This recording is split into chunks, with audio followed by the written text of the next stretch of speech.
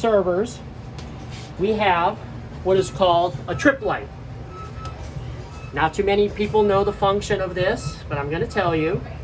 The trip light, okay, is your battery backup supply for when the power goes off. And when working correctly, will preserve the power to the devices it's plugged into.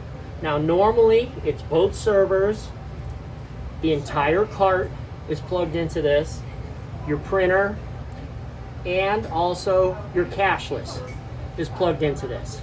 So that way if the power were to flick on and off, it doesn't crash your servers and then cause a reboot. Now that is if it's actually working the way it should. And you'll notice with the green lights on, this is how it should appear.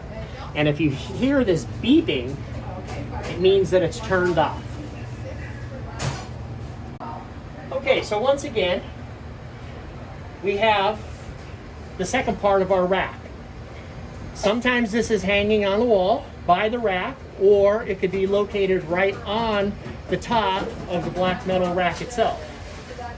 Now, without going into too much with this, okay, you can see, okay, how we have somewhat of cable management right here. The left is to the left, the right is to the right on the wires. And you'll also see that they are color-coded the same way as Andrew had explained underneath the front counter, and the drive-through is the same way. Green is for any cashless device. Yellow is for any register or controller. Our blue ones, which are wire tied together here with a nice Velcro strap, are for your menu boards up on the front counter. And then the black ones, which are Velcro together, are also for your menu boards outside. Now, when you're looking at the rack, the most important thing to understand is ATOS will sometimes ask you to reseat cables. So you never want to move a cable unless they instruct you to a particular spot. A couple of these have to be plugged in a particular port and cannot ever be moved. So what you have here is switch number 1, switch number 2, and our infamous Aruba box, which everybody has a hard time finding, but it's always located in the same order on the rack. Switch 1, switch 2, and the white Aruba box.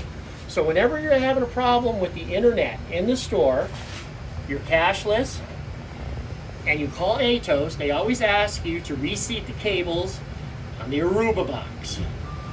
So as you can see, the black cables are in port 1, 3, and 4. And should always stay that way because they are specific ports.